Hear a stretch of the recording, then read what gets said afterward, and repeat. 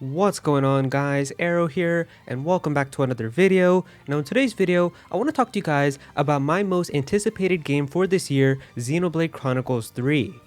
Now Xenoblade 3 was revealed in the last Nintendo Direct that we had about a month ago, and me and a bunch of Xenoblade fans are extremely excited for this game, but I also know that there might be a couple of people out there who maybe this game caught your eye, but you've never played Xenoblade before, or you know nothing about it, and you have some questions about how you should play this game, and maybe if you need to play some of the other games, because of course this is Xenoblade Chronicles 3.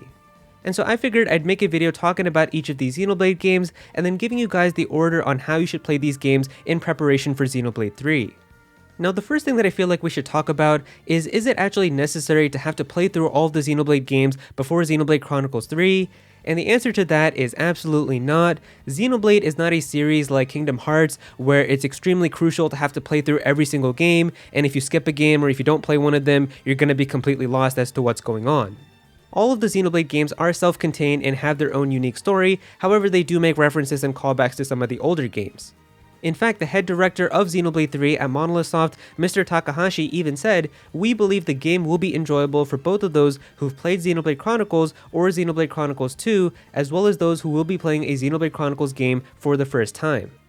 So there you have it officially. You can definitely play Xenoblade Chronicles 3 for the first time if you've never touched a Xenoblade game before. So if you really want to just get the game in September and not have to play any of the other games and still want to have a good time and experience it with everybody else when it comes out, you can definitely do so.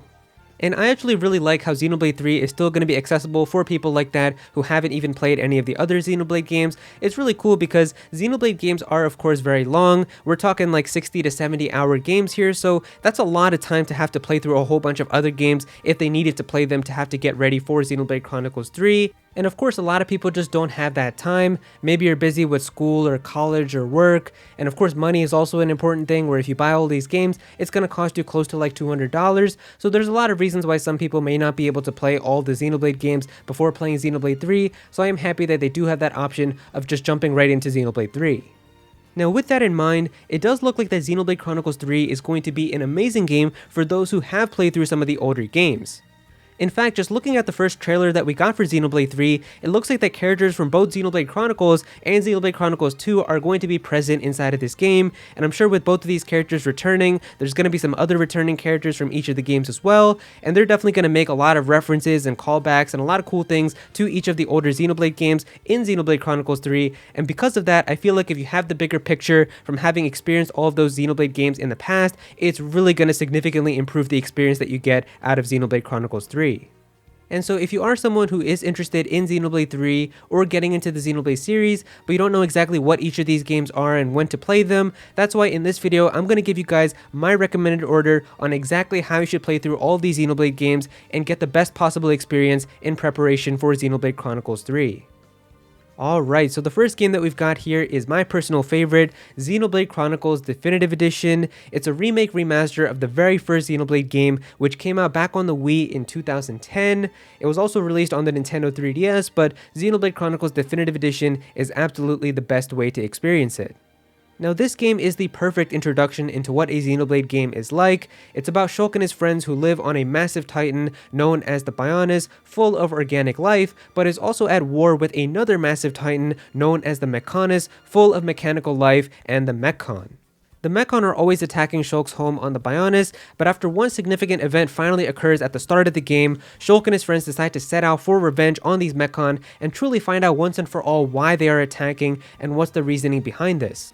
Shulk also has this really cool sword known as the Monado, which allows him to have visions of the future, and we don't know why Shulk is getting these glimpses of the future, showing what's going to happen, but that's pretty much how this game goes, just full of plot twists and surprises and mind-blowing moments as more and more stuff finally starts to connect together, and it's just an amazing experience.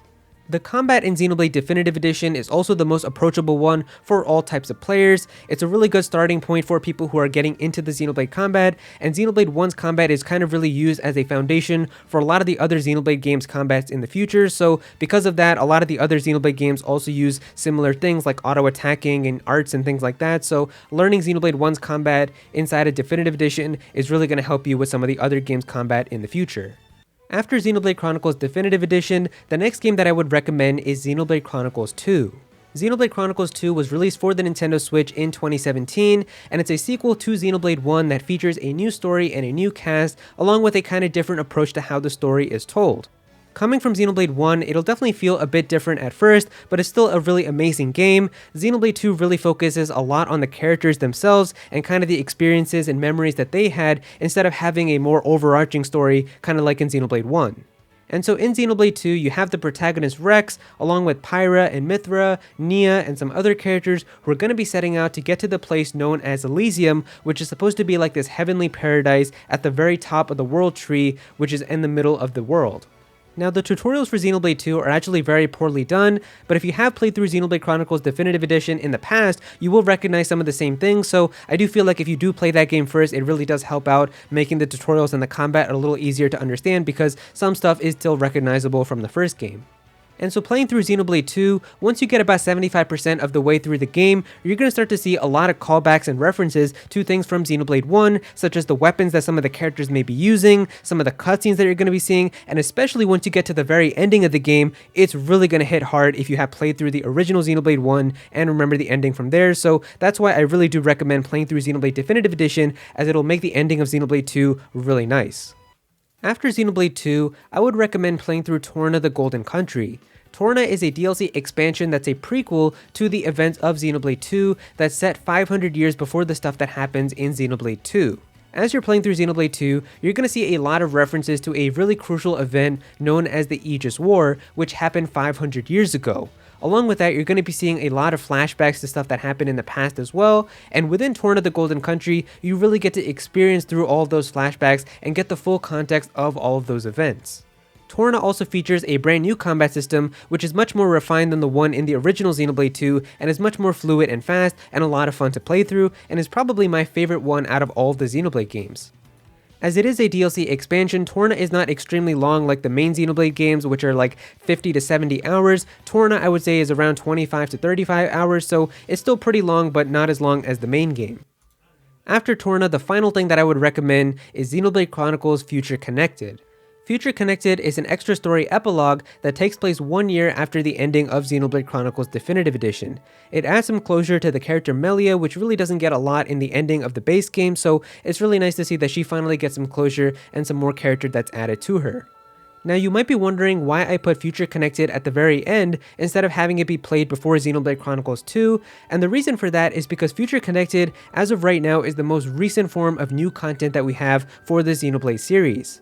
And more importantly, the director of Xenoblade, Mr. Takahashi, has said that the events of Future Connected directly tie into the future of Xenoblade as a whole, which of course means Xenoblade Chronicles 3. Now, a lot of stuff inside of Future Connected is kind of vague and mysterious, and we don't really know exactly why it's like that. There isn't a lot of crazy events or things that occur, but I feel like the reason for this is because it is going to be explained with Xenoblade Chronicles 3, and they're really going to talk about how Future Connected tied into that and how everything makes sense there. So because of that, I do feel like it is best to play Future Connected last, because that one will be the one that will stay fresh in your head right before Xenoblade 3. And so that's pretty much the order that I recommend on how you should play through the Xenoblade games before Xenoblade 3. However, the director of Xenoblade, Mr. Takahashi, actually does have an interesting perspective on how you should play through one of the games, so I do want to talk about that real quick. Now, according to Mr. Takahashi, pretty much the exact order that I recommended on how you should play through the Xenoblade games is the exact one that he would say also, except one of the changes that he made was that he said that you should play through Xenoblade Chronicles 2 all the way until the end of Chapter 7, and then play through the entirety of Torna the Golden Country, and then finish Xenoblade Chronicles 2. Now, the reasoning for this does make a lot of sense. Chapter 8 inside of Xenoblade 2, and pretty much the ending in general, has a lot of references and callbacks to stuff that happens 500 years in the past within Torna, so if you do have Torna fresh in your head after beating it, it will hit much harder when you play through the ending of Xenoblade 2. However, the only reason that I said not to play it that way was because, of course, Torna is like an entirely new game, so do you really want to stop 75% way into Xenoblade 2, go play an entirely new game and kind of learn the combat system for that and kind of how the mechanics work inside of Torna, play through that for like 30 to 40 hours, and then come back into Xenoblade 2. You can if you want to. I mean, that would be the best way, I guess, in terms of the story, but in terms of a player perspective, I don't think that it would be ideal, but you can definitely do so if you would like. And I mean, it's not like you're going to forget kind of what happens in the ending of Xenoblade 2 right away when you go and play Torna after, so you can really play it any way you want. But yeah, there you go guys, that is pretty much the order that I would recommend on how you should play through the Xenoblade games before Xenoblade Chronicles 3. If you guys enjoyed this video, then definitely be sure to click that like button and also comment down below. Let me know what you guys think of this. Are you guys going to be planning on playing through any of the Xenoblade games before playing through Xenoblade 3? Are you somebody who wants to get into the Xenoblade series? Definitely be sure to comment down below and let me know. If you're new to this channel, then please be sure to subscribe. I'm definitely going to have some more Xenoblade content in the future, so definitely be sure to subscribe so you don't miss out on that. Click on that bell to become a part of the notification squad. Go follow me on Twitter at Aero so you can be featured in videos, and also join my Discord server as well. We've got a bunch of people in there who are always talking about Pokemon and Smash Bros and Nintendo, so definitely be sure to join that. And yeah, that's pretty much it. Thank you so much for watching.